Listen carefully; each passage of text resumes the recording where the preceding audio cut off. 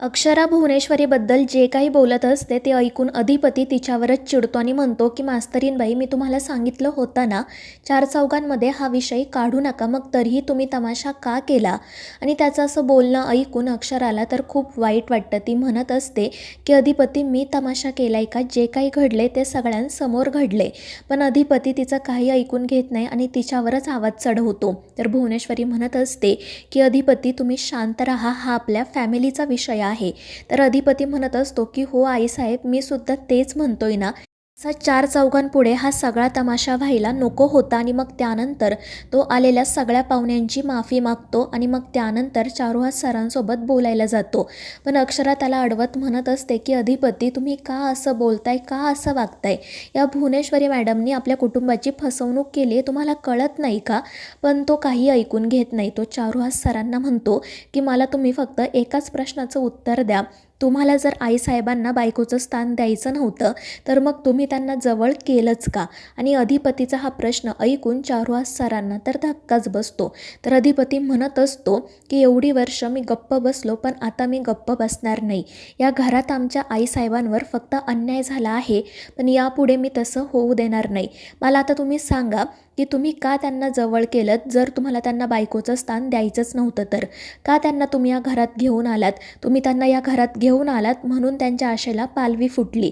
आणि ते ऐकून चारुहास सर म्हणतात की अधिपती, तू काय बोलतोय? तुला तरी कळतंय का? हा प्रश्न मुलाने बापाला विचारण्यासारखा नाही आहे, त्यामुळे तू गप्प बस, उगाच चार चौघांमध्ये तमाशा करू नको. पण अधिपती म्हणतो की आता तमाशा होणारच. तुमची चूक झाली आहे ना, मग ती चूक मान्य करा, स्वीकारा आणि पुढे जा. लहानपणी मला काही कळत नव्हतं म्हणून मी गप्प राहिलो, पण आज ना मला तुम्हाला जाब विचारायचाच आहे. पण त्यावेळी भुवनेश्वरी म्हणते की अधिपती, तुम्ही काही बोलू नका.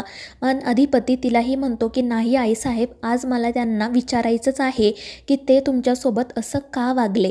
आणि तो पुन्हा पुन्हा चारुहास सरांना विचारू लागतो की तुमच्याकडून चूक झाली आहे ना, मग ती चूक मान्य करायला तुम्हाला कशाची लाज वाटते? तुमची चूक झाली आहे हे मान्य करा आणि आता या सगळ्यातून ना मार्ग काढा. मात्र त्यावर चारुहास सर स्पष्टपणे नकार देतात. पण अधिपतीसुद्धा काही मागे हटायला तयार नसतो. तो म्हणत असतो की जर आम्ही यांना आमच्या आईचं स्थान देऊ शकतो तर मग तुम्ही यांना तुमच्या बायकोचं स्थान का नाही देऊ शकत? तुम्ही आयुष्यभर त्यांचा फक्त अपमानच केला, या घरात त्यांना राबवून घेतलं, त्यांचा वापर केला. आणि ते ऐकून चारुहास सर तर मोठ्यानेच अधिपतीवर ओरडतात. पण अधिपती म्हणत असतो की नाही चारुहास सूर्यवंशी, आज तुम्हाला ऐकून घ्यावंच लागेल. तुम्ही त्यांना आमच्यासाठी या घरात आणलं होतं ना, मग आम्ही म्हणतोय तसं का नाही तुम्ही करत? तर दुसरीकडे तो बजरंग खूप घाबरलेला असतो आणि कॉन्स्टेबलला विनंती करत असतो की साहेब, मला एकदा मोबाईल द्या, मला फोन करायचा आहे. पण तो कॉन्स्टेबल त्याला काही मोबाईल देत नाही. बजरंग पार त्याच्या पाया पडतो, पण तरीही काही उपयोग होत नाही.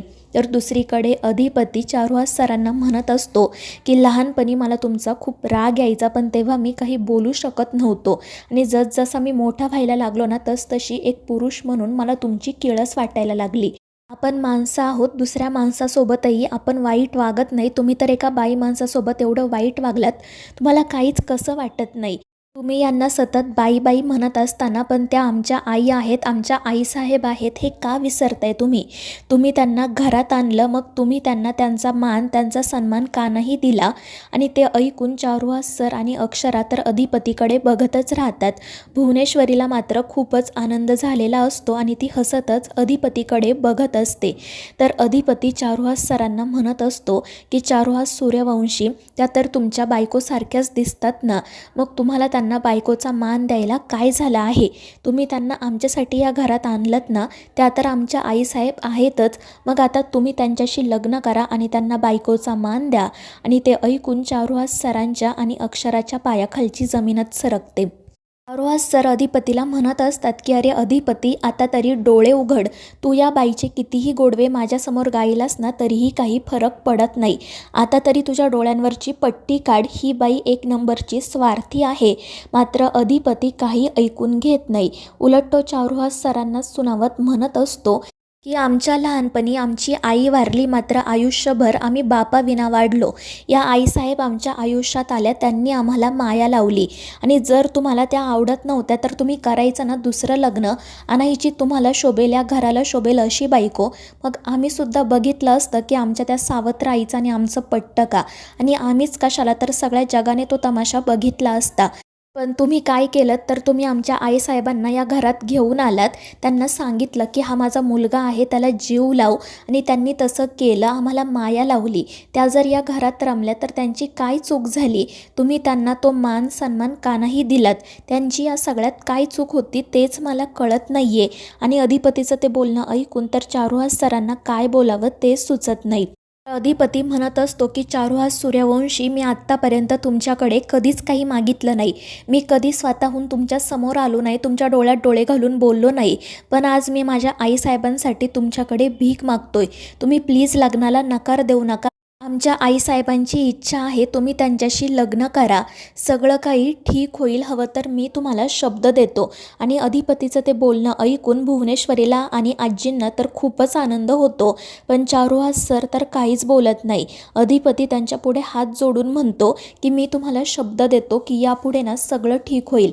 माझ्या आईसाहेबांकडून सुद्धा जर काही चूक झाली असेल ना तर त्यांच्या वतीने मी तुमची माफी मागतो, हवं तर पाया पडतो. पण तुम्ही प्लीज लग्नाला होकार द्या. आपण जुनं सगळं विसरू आणि आनंदाने सुरुवात करू. आमच्या आईसाहेब घराच्या मालकीन तर आहेतच, पण त्यांना फक्त या घरची लक्ष्मी बनायचं आहे, तुमची बायको बनायचं आहे. त्यांची एवढी एक इच्छा पूर्ण करा, मला दुसरं काही नको आहे. आणि ते ऐकून अक्षरा अधिपतीला म्हणते की हे काय चालले तुमचं, तुम्हाला तरी कळतंय का?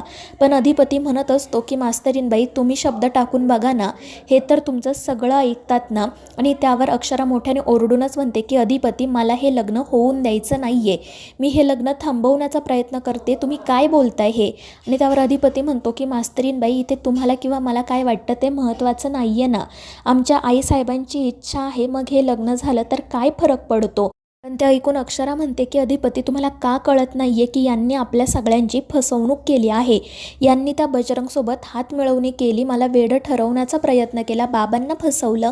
पण अधिपती म्हणत असतो की मास्तरीनबाई, ते सगळं आपण नंतर बोलूयात, आता मुहूर्त आहे ना, मग आपण या दोघांचं लग्न लावून देऊ.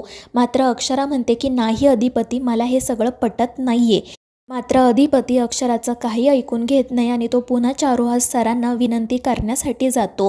पण त्यावेळी चारुहास सर अधिपतीला म्हणतात की अधिपती, तू माझ्यापुढे कितीही विनंती केली, कितीही या भुवनेश्वरीचे गोडवे गायलास ना, तरीही मी कधीच तिचा स्वीकार करणार नाही. कधीतरी तू स्वतःच्या डोळ्यावरची पट्टी काढ. ही एक स्वार्थी आणि कपटी बाई आहे. मला माझ्या चारूच्या नखाची सुद्धा सर नाही आहे. ही मला कधी आवडली नव्हती आणि यापुढे सुद्धा कधी आवडणार नाही. त्यामुळे तिच्याशी लग्न करण्याचा तर प्रश्नच येत नाही.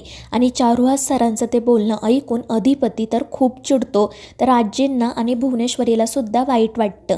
तर मित्रांनो, या मालिकेच्या पुढील भागांच्या अपडेट्ससाठी आपल्या चॅनेलला सबस्क्राईब करा.